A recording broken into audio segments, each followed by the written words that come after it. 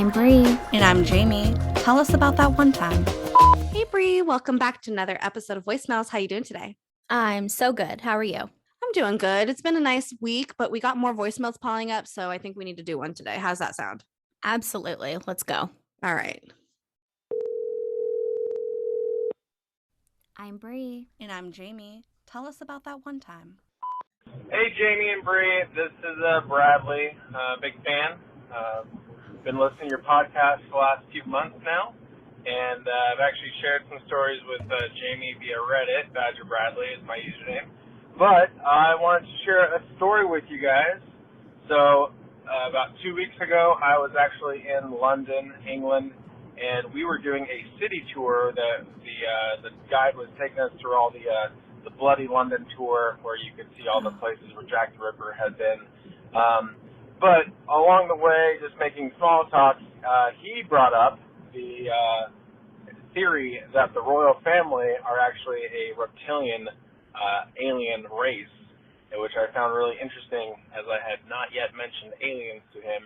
But he also mentioned that most of the buildings in England and London have some sort of reptile on them, some sort of statue or gargoyle or some representation of a reptile, and it has a lot of hidden meaning with this theory of the royal family being a reptilian family.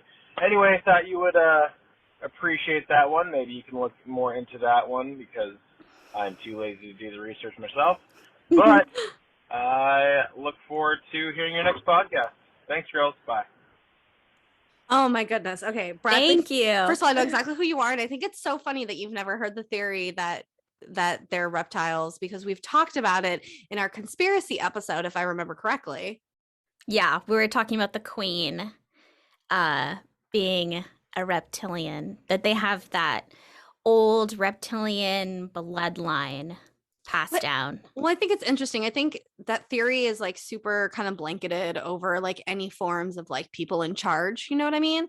Like the government or everyone who's in charge of people is considered to be a reptilian, which is interesting because the whole kind of lore behind reptilians is this idea that they're like these bad guys who are always in power. So of course they're constantly pointing fingers at the people in power who are saying they have to be reptilians.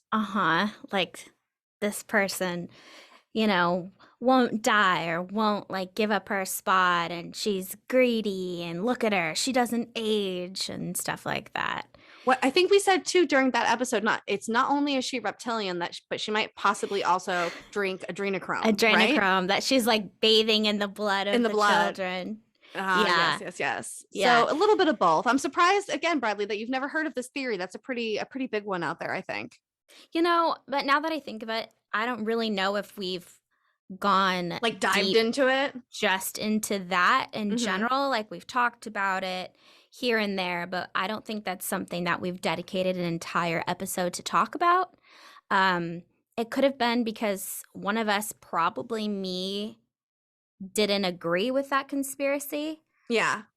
So maybe that's why we could go into that. But the thing with the gargoyles, I mean, I think that's pretty common. It's warding off bad spirits. But reptilian in general, if it's just a reptile, like set aside just the gargoyle.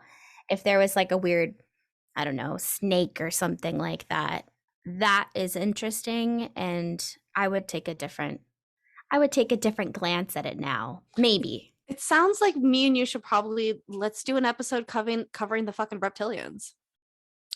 I think that we did have that idea and just never went through with it. Yes, because with one of those episodes for the back of the book that we'll get to one day. Yeah, and it's just, I mean, right it's now like such an umbrella. There's so many different. Yeah, but right now might be a really interesting time to dig up the reptilian stuff, especially with what's going on in the world right now.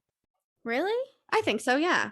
Why, you think it's connected? I don't necessarily think it's connected, but I think that it's interesting to maybe look at that in the light of the world we're in today.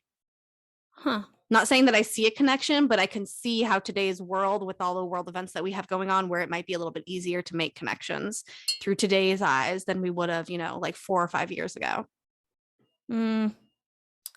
Possibly. But yeah, Possibly. I still think that would be pretty cool though to be on a tour and your tour guide like randomly is like, oh, there's reptilians. Yeah, let me I tell you think about my weird theories. that's pretty cool because I would imagine that they have to be more professional, and that's definitely asserting an odd viewpoint into a professional setting, which is cool. I agree with you 100%.